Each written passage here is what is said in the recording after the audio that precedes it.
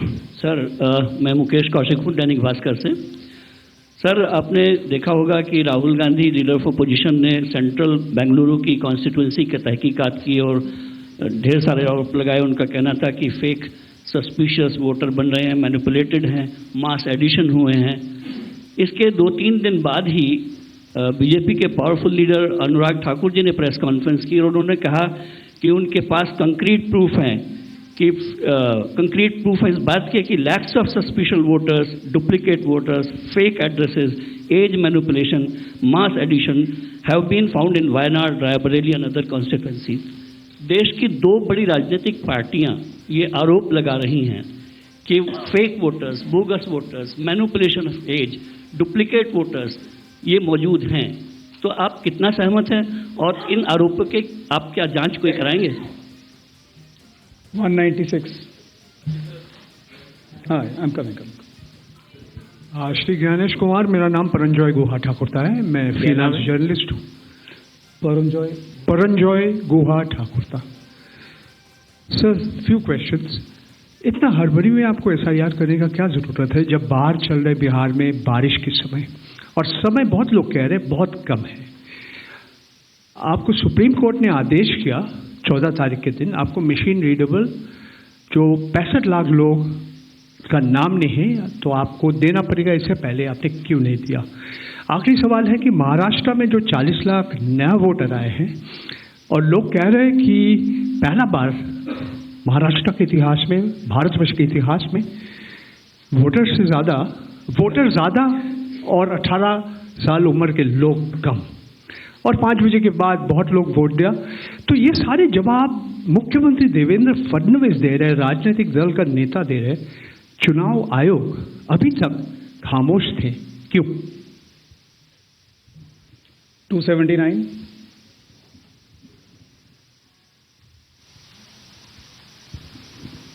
Sir, मैं पीयूष पांडे हूँ, TV9 Bharatvarsh से।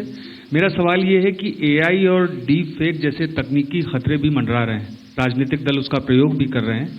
क्या चुनाव आयोग के पास इस पर शिकंजा कसने के लिए कोई कानूनी प्रावधान है, और क्या इसको लेकर के कोई कदम उठाया जा रहा है? दूसरा एक सवाल मेरा ये है कि सुप्रीम कोर्ट ने जब आदेश दिया तब चुनाव आयोग 65 लाख हटाए गए वोटरों की सूची जारी करने की दिशा में काम कर रहा है।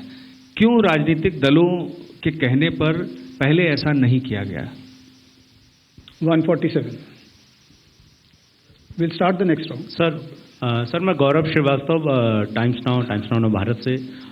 मेरा सवाल ये है सर कि चूंकि हम लोग चुनाव आयोग भी देखते हैं, सुप्रीम कोर्ट में सुनवाई भी देखते हैं, बार बार ये सवाल उठा, और जिस बात को आप कह रहे हैं कि भारत का संविधान कहता है कि भारत का नागरिक ही वोट डाल सकता है, लेकिन भारत के नागरिक ही वोट डाले और चुनाव आयोग नागरिकता तय करे के बीच की जो एक पतली सी रेखा है उसको लेकर जो कानूनी लड़ाई है वो कैसे सुलझने वाली है? और दूसरा ये कि जो ये बार बार विवाद आता है कि वोटर लिस्ट जो है वो सर्चेबल हो, फिर उसमें एक जैसे कई नाम है, क्या ऐसी कोई प्रक्रिया या आधार को लेकर जो चर्चा है कि अगर आधार से लिंक कर दिया जाए सिर्फ इस मकसद से कि एक व्यक्ति के पास दूसरा वोटर आईडी कार्ड न बनने पाए जब तक कि डेटाबेस में ऐसी जानकारी हो, इसके लिए आयोग क्या कदम उठा रहा है? तो इन 5 अपने जर्नलिस्ट का मैं जवाब देता हूं।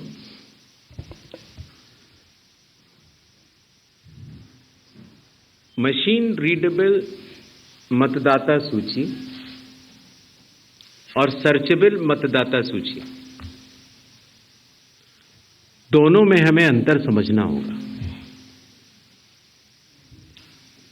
जो चुनाव आयोग की वेबसाइट में मतदाता सूची होती है उसमें आप एपिक नंबर डाल के सर्च कर सकते हैं, डाउनलोड भी कर सकते हैं। इसको मशीन रीडेबल नहीं कहा जाता। मशीन रीडेबल के ऊपर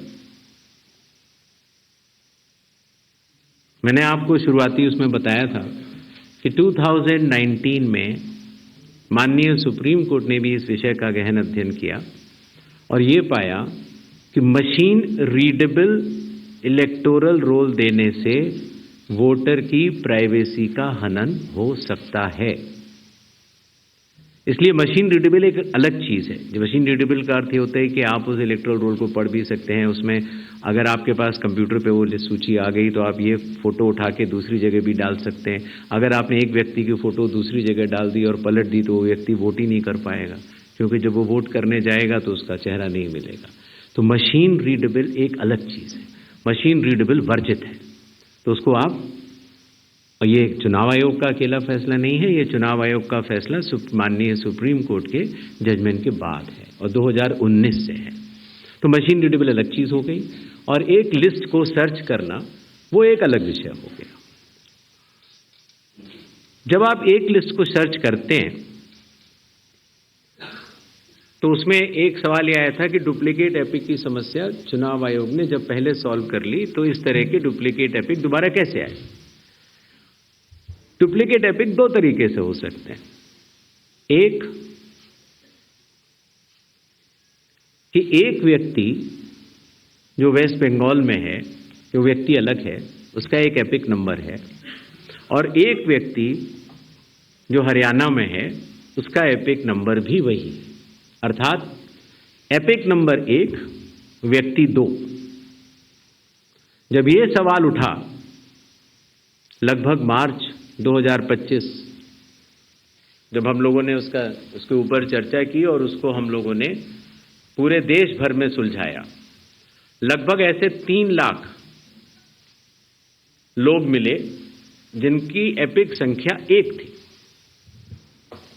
तो उनकी एपिक संख्या बदल दी गई, जिससे एक ही एपिक से 2 लोग ना हो, एक ही नंबर के 2 लोग ना हो। दूसरी तरह की डुप्लीकेसी ऐसे आती है जब एक ही व्यक्ति का एक से ज्यादा जगह मतदाता सूची में नाम हो और उसका एपिक नंबर अलग हो। अर्थात व्यक्ति 1 एपिक अनेक। पहली वाली स्थिति ये थी एपिक 1 व्यक्ति अनेक।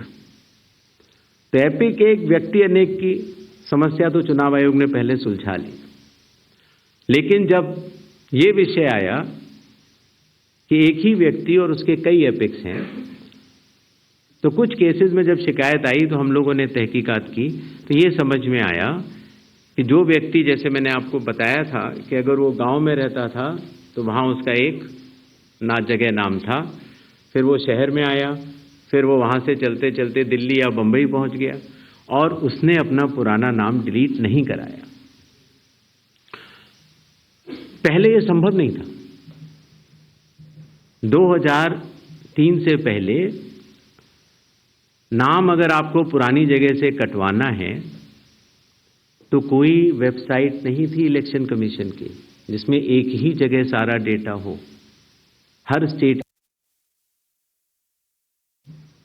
तो अगर आप पटना से चल के दिल्ली आ चुके हैं और आप पटना का वोट कटवाना चाह रहे थे तो आप एक पत्र लिख सकते हैं।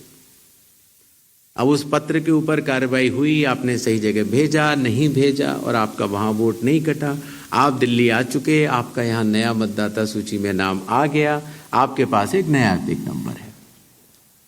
तो 2003 से पहले चूंकि तकनीकी सुविधा अवेलेबल नहीं थी, तो इस तरह के बहुत लोग जो माइग्रेट कर करके अलग अलग जगह गए, उनके नाम कई जगह आ गए। फिर एक ये सवाल उठा कि फिर उसको आज की तारीख में तो वेबसाइट है, कंप्यूटर है, उसको आप सेलेक्ट करके हटा सकते हैं। लेकिन वही मैं बात आपको बताना चाह रहा था, चुनाव आयोग मतदाताओं के साथ चट्टान की तरह खड़ा होता है। अगर किसी के कहने से मैं आपका वोट काट दूं या किसी के कहने से मैं ये मानूं कि पीयूष जी के नाम के, अगर आपको अंदाज़ा न हो तो अगर पीयूष जी के नाम को अगर आप 100 करोड़ में सर्च करेंगे तो आपको हजारों लोग मिलेंगे। अब कौन से पीयूष जी का नाम काटा जाए? हजारों लोग मिलेंगे। अब कौन से पीयूष जी का नाम काटा जाए? कौन से पीयूष जी 2 हैं ये? तो अगर इसको जल्दीबाजी में किया जाएगा तो किसी भी मतदाता का नाम गलत कट सकता है, आपकी जगह किसी और का कट जाए। इसलिए शायद पिछले 20 सालों में टेक्नोलॉजी तो थी, लेकिन टेक्नोलॉजी का उपयोग करके किसी का मतदाता सूची से नाम काटा जाए, ये गलत होगा और इसीलिए चुनाव आयोग ने ऐसा नहीं किया।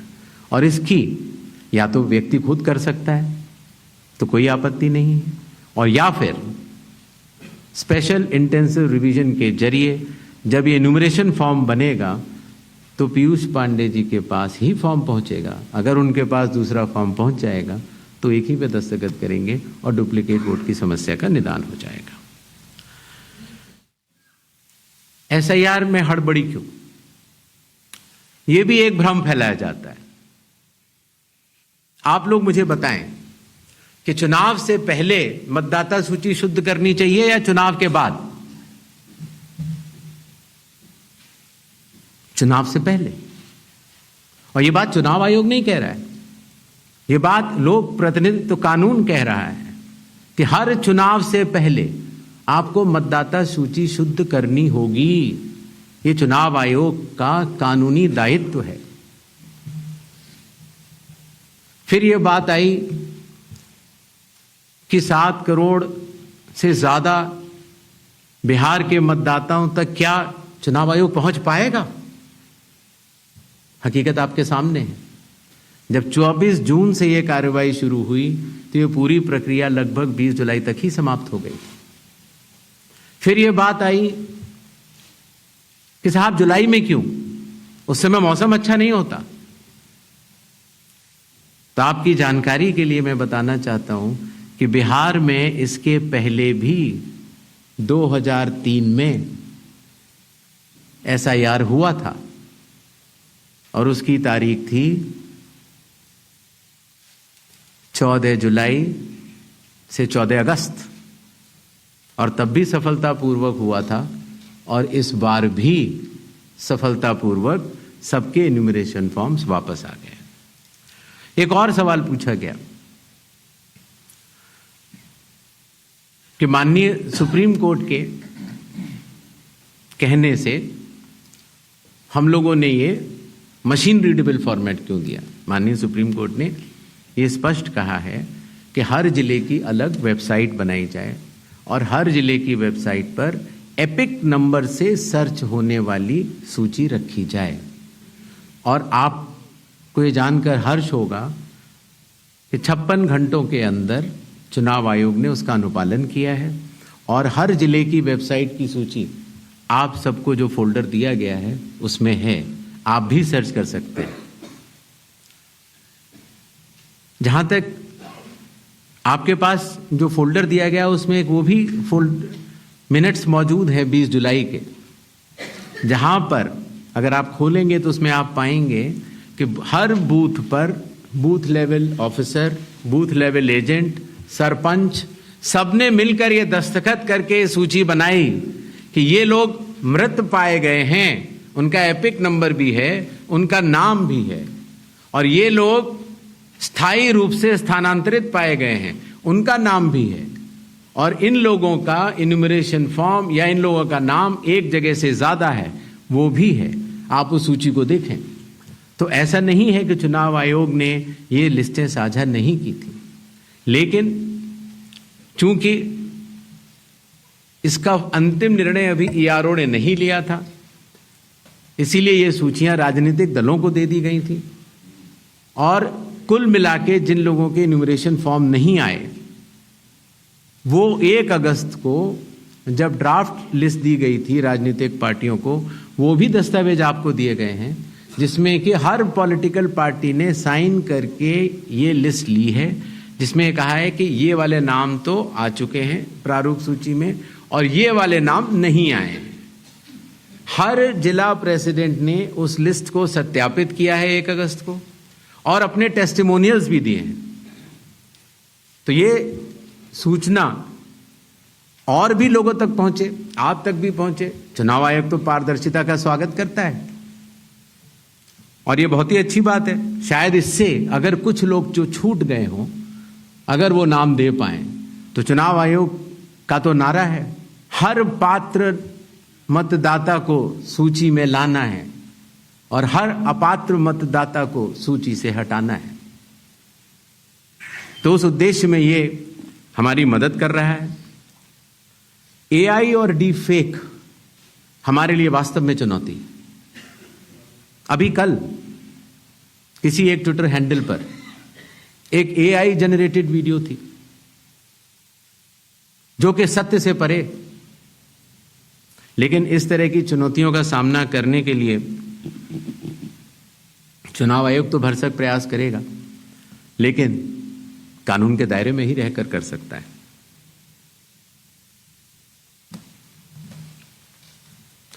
एक और सवाल आया था